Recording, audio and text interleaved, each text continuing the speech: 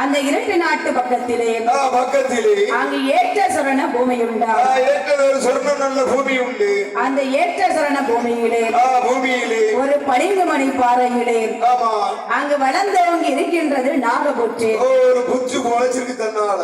சரி, அந்த நாகபுற்றிலே சரி அங்கு யாரை ஆண்டு வருகின்றார்? யாரு ஆண்டு வருகிறார்? ஏ பட்டனமா பட்டனமா நாகனோகே பட்டனமா நாகனோகே பட்டனமா நாகராஜ நாகரோகே நமுடனே நமுடனே மண்டவரம் ஏவியுமா மண்டவரம் ஏவியுமா இனுடனே மண்டவாசா.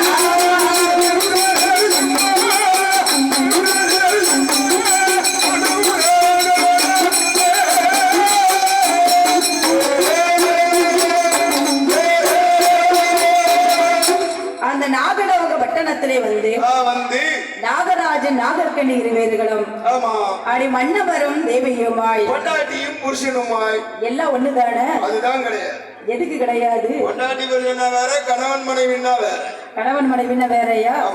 எப்படி வேற வேற வரும்? பொண்டாட்டி புருஷனா பொண்டாட்டி கிழிச்ச கோட்டை புருஷன் தாண்டக்கூடாது. சரி, பொண்டாட்டி சொல்லே வேதமனு இருந்துடணும். சரி, கணவன் மனைவினா கணவன் காடு தெரிஞ்சு வந்தோம்னா ஐயாவா அங்கே இருங்க, அதை சாப்பிடுங்க இதை சாப்பிடுங்கன்னு கடும் உபசரிப்பாரு. சரி, அதுதான் பொண்டாட்டி புருஷன் பொண்டாட்டி. புருஷன் பொண்டாட்டியா? கணவனுக்கு மரியாதை கொடுக்குது. சரி, அந்த காலத்துல கணவனை கண்கண்ட தெய்வம்னு தொட்டு கும்பிடுவாங்க. காலையில எழுந்தவன காலை தட்டு கும்பிடுவாங்க. காலை தட்டு கும்பிடுவாங்க. யாராவது நீங்க கும்பிடுறீங்களா? எதுக்கு காலை தட்டு கும்பிடணும்? என் தாலி நினைக்கணும், என் பாக்கியம் நினைக்கணும், நான் குழந்தை குட்டியில இருக்கணும்னு சொல்லி நல்லா இருக்கணும்னு தொட்டு கும்பிடுவாங்க. சரி, அந்த காலத்து பெண்கள் பெரியவங்க அப்படி கும்பிடுவாங்க. அப்ப அந்த காலத்துல அப்படி இருந்திருக்காங்க. ஆமா. இப்ப எப்படி இருக்காங்க?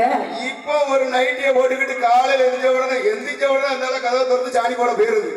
வாசப்படிக்க ஏமா சாணியை கரைச்சி வாசல்ல தொலைக்கமா சாணி போடணும்னா வேற நம்ம நினைச்சிடக்கூடாது. அப்படி அங்க இருக்கக்கூடிய சரி நாகராஜன் நாகர்கண்ணி இருவேர்களும் மன்னவரும் தேவியுமாய் சரி மகிழுடனே ஆண்டு வருகின்றார்.